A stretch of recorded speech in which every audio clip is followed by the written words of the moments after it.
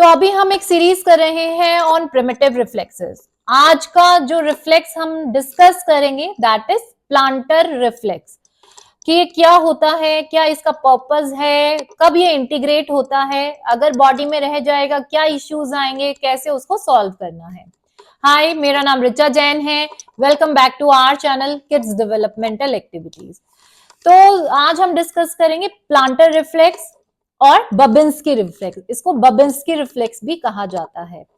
तो सबसे पहले हम बात करेंगे ये क्या होता है। जब बच्चा पैदा होता है, आप देखेंगे जैसे ही आपने उसको इस तरह से उठाया और जब आप उसको जमीन पे टच करेंगे तो क्या होगा, उसके टोस ऐसे हो जाएंगे। अगर ऐसे हैं तो एकदम से ऊपर हो जाएंगे, जो पैरों के तलवे हैं फिंगर्स ऊपर की तरफ हो जाएगी और वो ऊपर की तरफ एकदम से ऐसे होगा तो हम सोचेंगे ही वांट्स टू वॉक। आप 2 महीने के बच्चे को भी ऐसे टच करेंगे फ्लोर पे तो वो एकदम से ऊपर करेंगे इस तरह से टोज को। तो this reflex is this walking में बच्चे को हेल्प आउट करता है। टोज का अपवर्ड मोशन होता है, ठीक है। तो ये समझ में आया कि जब भी टोज को कोई भी टेक्टाइल स्टिमुलेशन मिली तो टोज फैन आउट, टोज पांव की उंगलियां जो है फैनिंग हो जाएगी उनमें इस तरह से। दिस इज फ्लेक्शन, फैनिंग, इसको हम लोग बोलते हैं फ्लेक्शन, फैनिंग। तो ये हो जाएगा। तो ये इसका पर्पस है, वॉकिंग में हेल्प करता है बच्चे को, टच से स्टिमुलेशन होता है ये, ठीक है। तो अब ये इंटीग्रेट कब तक होता है, start integrating by 6 month to 2 year. इसको 2 ईयर तक लग जाते हैं कई कई बार इंटीग्रेट होने में, ठीक है। तो बाय द टाइम अगर बच्चा 2 ईयर का है और आप देखें कि उसकी टोज की उंगलियां फैन ऊपर की तरफ आ रही है, फ्लेक्शन हो रही है, तो इट्स नॉर्मल। लेकिन अगर बच्चा उसके बाद भी ये जो रिफ्लेक्स है ये इंटीग्रेट नहीं होता, रिटेन रह जाता है, उसके बाद भी अगर टोज की उंगलियां फैनिंग हो रही है वहां पे, तो दैट मींस प्लांटर और बबिन्स्की रिफ्लेक्स इज प्रेजेंट, वो रह गया है और फिर इंटीग्रेट नहीं हुआ है। तो क्या क्या इश्यूज आएंगे, सबसे पहले सेंसरी इश्यूज आएंगे। This is tactile related, tactile issues आएंगे बच्चे को, सेंसरी इश्यूज रहेंगे। वेस्टिबुलर एंड प्रोप्रियोसेप्टिव उसका सिस्टम जो है गड़बड़ा जाएगा तो वहां इश्यूज रहेंगे उसको। बच्चे का बैलेंस में इश्यू आएगा, ठीक है, पूरा बॉडी बैलेंस करने में इश्यूज आएगा। Awkward gait, gait GAIT gait, awkward walk, उसकी जो चलने का स्टाइल होगा वो बड़ा ही ऑकवर्ड होगा। हिप मूवमेंट उसकी प्रॉपर नहीं होगी या पैरों की मूवमेंट उसकी प्रॉपर नहीं होगी, तो वॉकिंग में उसका इम्प्रॉपर अप्रोप्रिएट वॉकिंग नहीं रहेगी।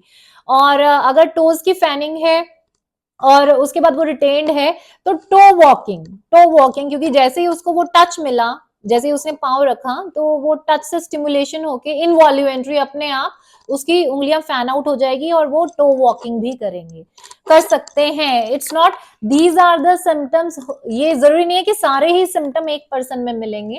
इनमें से हो सकता है 2 सिम्टम्स हो, 3 सिम्टम्स हो, 1 सिम्टम हो, बट हमें उसके लिए चेक करना है। तो ये सारे इश्यूज रहेंगे जब बच्चे का प्लांटर और बबिन्स्की रिफ्लेक्स रिटेन्ड रहता है, ठीक है। तो अब बात आती है हम इसको चेक कैसे करते हैं या उसको टेस्ट कैसे कर सकते हैं, वो देखते हैं। सिंपली आपने किसी भी ऑब्जेक्ट से नीचे स्ट्रोक देना है, टोज अगर नीचे की तरफ मूव कर रहे हैं तो प्लांटर रिफ्लेक्स इंटीग्रेटेड है, दिस इज इंटीग्रेटेड। अब सो कृष्णव का प्लांटर रिफ्लेक्स इज इंटीग्रेटेड, तो मैं आपको वो रिटेन्ड वाला वीडियो नहीं शो कर पा रही हूँ, बट इसी तरह से आपने अगर लेग्स पे स्ट्रोक दिया और बच्चे का फैनिंग हो रहा है, टोज ऊपर की तरफ आ रहे हैं, दैट मीन्स उसका प्लांटर रिफ्लेक्स इज रिटेन्ड, ठीक है। तो इस तरह से सिंपल असेसमेंट है और बहुत इजी असेसमेंट है, इसमें कोई इश्यूज नहीं रहते। लाइक दूसरे रिफ्लेक्सेस की बात करूं, पामर और प्लांटर और बबिन्स्की को चेक करना सबसे आसान है बिकॉज उनके साइंस बहुत क्लियर रहते हैं। बाकी सबको असेस करना थोड़ा सा मुश्किल रहता है, they are on judgement based और थोड़ा सा आपको हिसाब लगाना पड़ता है। तो इसमें आपका क्लियर कट मतलब आपको साइन मिलेगा। अब बात करते हैं इसकी एक्सरसाइजेस भी उतनी ही इजी एंड बहुत जल्दी इंटीग्रेट होने में हेल्प आउट मिलती है अगर ज्यादा रिटेन नहीं है। तो इसकी सिंपल सिंपल एक्सरसाइज हैं, एक्टिविटीज हैं, तो वो देखते हैं। नंबर 1 एक्टिविटी, आपने कोई भी ब्रश लेना है, उससे पैरों के नीचे स्ट्रोक देना है, 5-6 टाइम ही स्ट्रोक देना है, ओवर स्टिमुलेशन नहीं देना है। आप दैट मीन्स इस एरिया को आप स्टिमुलेट करेंगे जिससे ये बेबिन्स्की रिफ्लेक्स इंटीग्रेट होगा। इस तरह से आपने कॉर्नर्स में ही ब्रश से स्ट्रोक देना है और 5-6 टाइम्स इन अ डे, बहुत ज्यादा स्ट्रोकिंग नहीं करना है। एक्सरसाइज नंबर 2, कोई भी ऑब्जेक्ट आपने बच्चे को दिया और उसको टोज से वो ऑब्जेक्ट पकड़ना है और किसी भी टारगेट में प्लेस करना है। तो this is a very good activity कि बच्चे की जो फैनिंग है उसको हम रिड्यूस करेंगे, क्योंकि देखिए आप इसमें मार्बल का टच मिलेगा और उसको वो टोज से पकड़ना है तो वो फैनिंग नहीं हो रही, फ्लेक्शन नहीं हो रहा और उसको नीचे की तरफ मूव करना है। तो हम एक नया पैटर्न ब्रेन को दे रहे हैं। एक्सरसाइज नंबर 3, हम लोगों ने रिदमेटिक मूवमेंट पे काम करना है। बच्चे के टोज को हम लोगों ने पकड़ना है, बहुत जोर से प्रेस नहीं करना है, it's just a movement, up down up down up down. 30 second के लिए हम लोगों को ये मूवमेंट देना है। देन हमें 30 सेकेंड के लिए साइडवेज मूवमेंट देना है इन रिदमेटिक फॉर्म। तो दिस इज रिदमेटिक मूवमेंट जिससे बबिन्स्की रिफ्लेक्स को इंटीग्रेट करने में हेल्प मिलेगी। Activity number 4 is again a rhythmic movement. इस तरह से नीज को बेंड करना है। अब नीचे से आप देखेंगे वो टोज हिला रहा है, टोज नहीं हिलाने हैं, हम लोगों को इधर से प्रेस करना है और रिदम में आगे पीछे मूव करना है, बट नीचे के लेग्स को मूव नहीं होने देना है। अगर बच्चा कर रहा है तो आप किसी और की हेल्प ले सकते हैं। और रिदमेटिक मूवमेंट की जो भी एक्टिविटीज है वो 30 सेकेंड, मिनिमम 30 सेकेंड ही हम लोगों को फॉलो करना है, दिन में 2 बार करना है। सो ये सिंपल सी 3-4 एक्सरसाइजेज हैं जो हमें प्लांटर और बबिन्स्की रिफ्लेक्स अगर रिटेन्ड है तो हमें करनी है। देखिए मैं हर वीडियो में आपको एक्सप्लेन किया है कि प्रिमिटिव रिफ्लेक्स क्या होते हैं। इनवॉल्यूमेंट्री मूवमेंट, कि बच्चे को यहाँ पर टच मिला एकदम से और वो फैनिंग हो गई, तो दिस इज इनवॉल्यूमेंट्री। बच्चे का उस पर कोई कंट्रोल नहीं है, ब्रेन का कोई कंट्रोल नहीं है और वो इनवॉल्यूमेंट्री है, ऑटोमेटिक रिस्पॉन्स है। तो दिस इज ऑटोमेटिक, तो रिटेन्ड हो जाएगा। तो जब भी उसको यहाँ पर टेक्टाइल स्टिमुलेशन मिली और वो ऐसे ऊपर की तरफ हो गया, ठीक है। तो अब हम जब भी इंटीग्रेशन की बात करते हैं तो हम एक्टिविटीज जो कराते हैं वो कैसे कराते हैं कि उसको इस पैटर्न को चेंज करना है।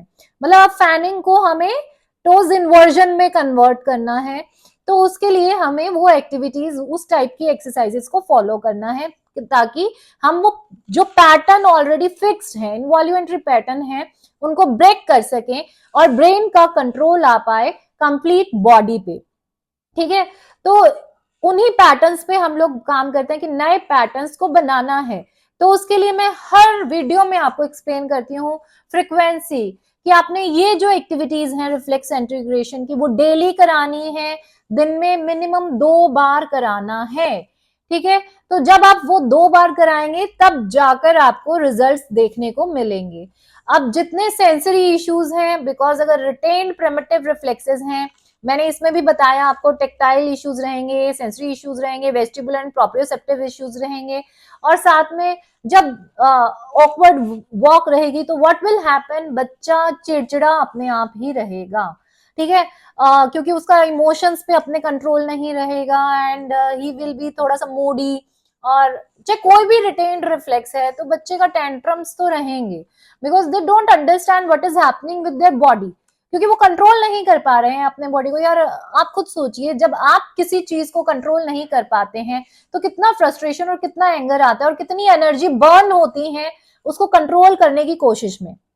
तो वही हमारे बच्चों के साथ होता है, जिसकी वजह से उनकी एनर्जी लो रहती है या फिर अटेंशन लो रहती है, क्योंकि एनर्जी लो नहीं होगी अगर दे आर हाइपर एक्टिव तो क्या होगा कि वो एनर्जी तो बर्न कर रहे हैं इसमें अपने आप को मूव करने में, कंट्रोल करने में, बट उतना ही ज्यादा उनमें एजिटेशन और एंगर आ रहा है। तो रिटेन्ड अगर रिफ्लेक्सेस हैं तो हमें उनकी इंटीग्रेशन पे जब हम लोग काम करते हैं तो बच्चे की overall understanding, overall social issues, overall stimming issues, behavioural issues, उनमें काफी फर्क देखने को मिलता है। I hope this series will help you out to understand कि बच्चे में क्या इश्यूज हैं तो उस पर कैसे काम करना है, एंड ये आपको बहुत हेल्पफुल रहने वाली है। So if you like my videos और आपको अच्छा लग रहा है, यू आर गेनिंग नॉलेज, तो please don't forget to like, share, comment and subscribe. Thank you so much.